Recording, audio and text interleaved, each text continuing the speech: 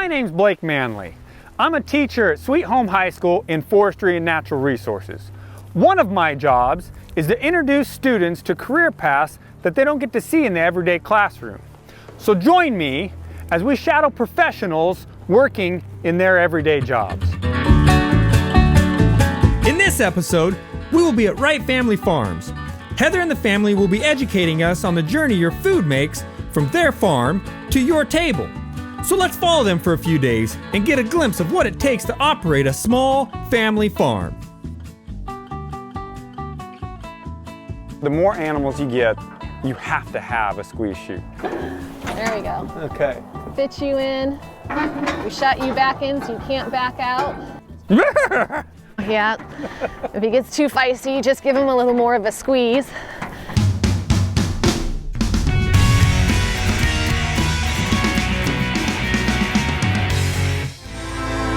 From the fuel that fills your truck to the coffee in your cup, don't thank the corner store or that early morning rush. Thank a farmer.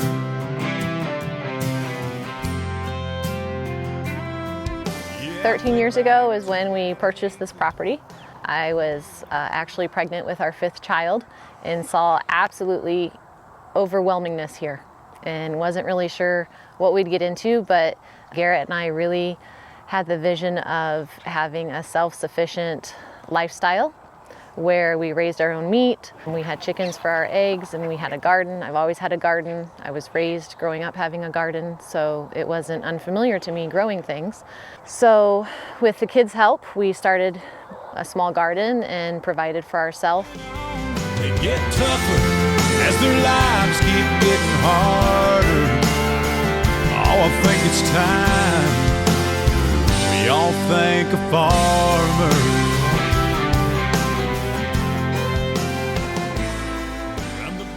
One of the things farmers have to worry about when stacking hay in a barn is heat and moisture and fire.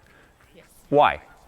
If your hay is too wet, so maybe the farmer baled it before it had a time to dry out, and cause igniting in your barn lights on fire. Spontaneous combustion. Yes, thank you. So you want to be careful of that. So we are always mindful of when we're picking up our hay that it feels dry. I don't quite have the great science of how that is, but you'll check the moisture, the farmer's checking the moisture. If we ever feel like maybe it's a little moist or we're unsure, we take just plain mineral salt, plain white salt that we buy at the feed store in a big bag, and we sprinkle it in between the laders to help absorb the moisture. The salt doesn't harm the hay, it doesn't harm the animals. They, just like us, we like salt, they like salt.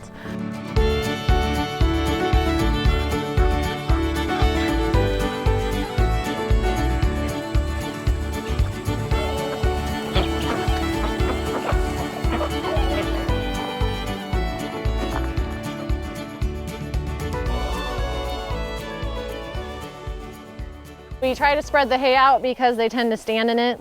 Try to get them so they don't go to the bathroom in it and step all over it. Spread them out.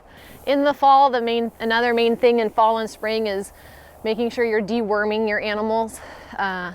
Since they are eating off of the ground and around their own feces, you want to make sure that their systems are good and they don't have too many worms. With the cows, we have a pour on that you pour down their back. With the sheep, you catch them and you get a syringe full and insert it in their mouth. It's a liquid. We usually do that when we're shearing and clipping their hooves, so it's kind of a process. We shear them twice a year. We'll be shearing them here soon because of breeding. You like them to have short wool through the winter and spring. Yeah, thank a farmer.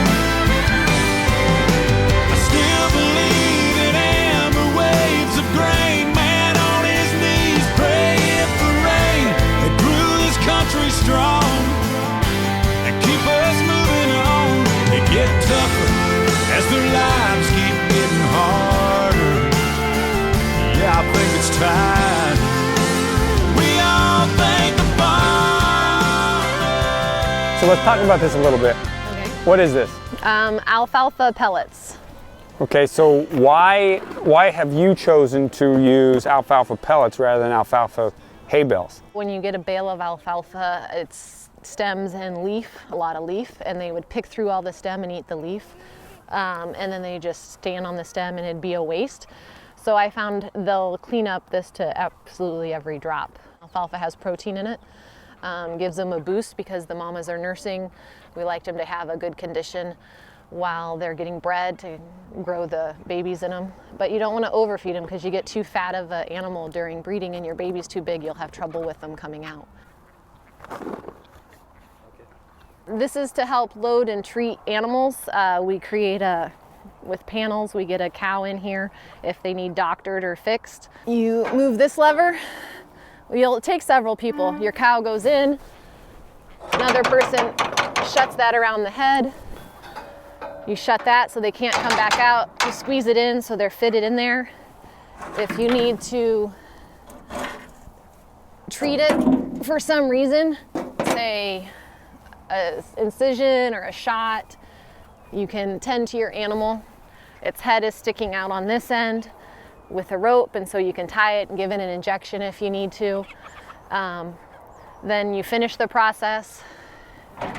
You widen it back out and open the head, and out they go. The more animals you get, Yeah. you have to have a squeeze chute. Before we had this, we'd tie them and squish them with panels, Yeah. and someone would get hurt.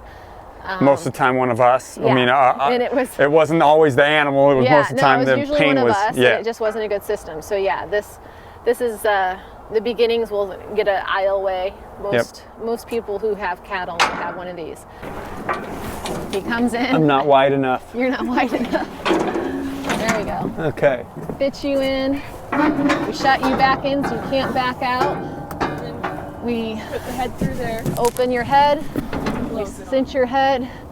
Cinch your body in. And then we poke you. Give me my shots. I'm ready. Right now, yeah. If he gets too feisty, just give him a little more of a squeeze. Say you need to treat his foot for something. Then you can flop down your side and tug on him. We know this is a family farm. It's always been part of the family. What are your roles now? Lydia, start with you. I wake up, I help with the morning chores, I help feed the hay. Sometimes I do the bag of alfalfa, fill waters, just spend time with the animals.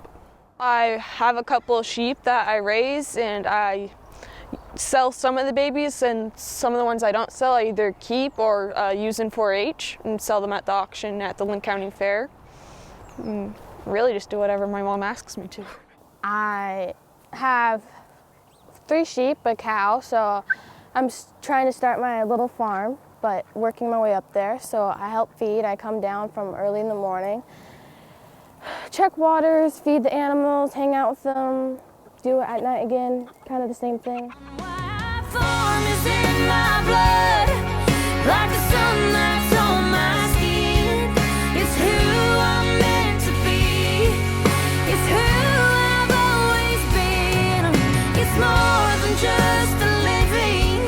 It's my way of life, and it grows like seed inside my heart. That's why I farm.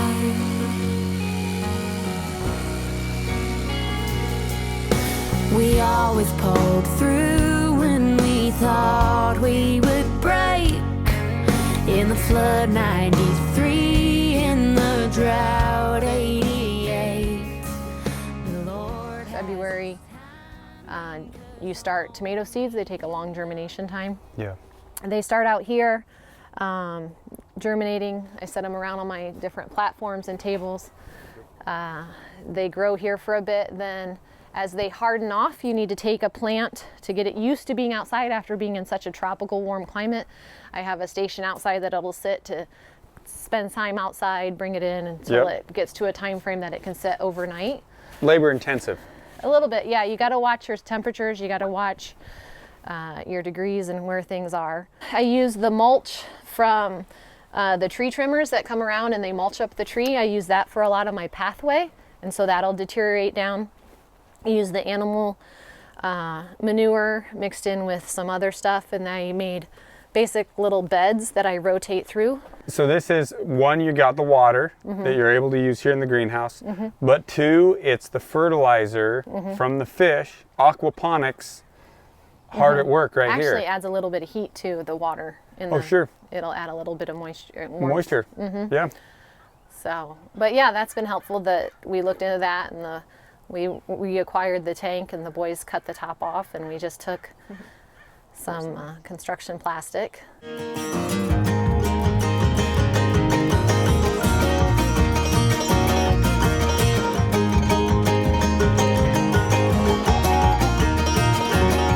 Since they're all organic, they don't use chemical fertilizers. So what we're doing is we're shoveling up the manure, putting it in the wheelbarrow, and we're going to take it up, put it on the garden. The circle of life. Now ain't it hard to settle down when in the dark you hear that freeway sound, and every morning. We use as much natural or organic materials as we can. We're not certified organic, but I try to treat it in an organic manner. We use this sticky tape to catch bugs using diatomaceous earth. A good week could range anywhere from $400 to $600. He knows every stone that's been struck by the plow. There's a pile by the barn, by the sweat of his brow. The land has his heart and he rarely complains, and it holds his knees when he prays for rain. He's a dusty old car, hard and a light in the barn. He'll work the late hours and he's up before dawn. Every man has a story, and the story goes on, from a granddad's eyes to a newborn son.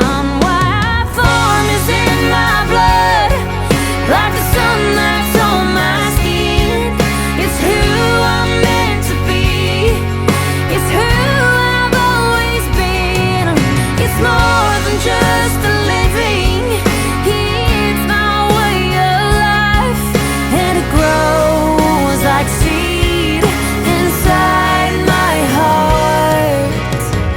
That's why I farm.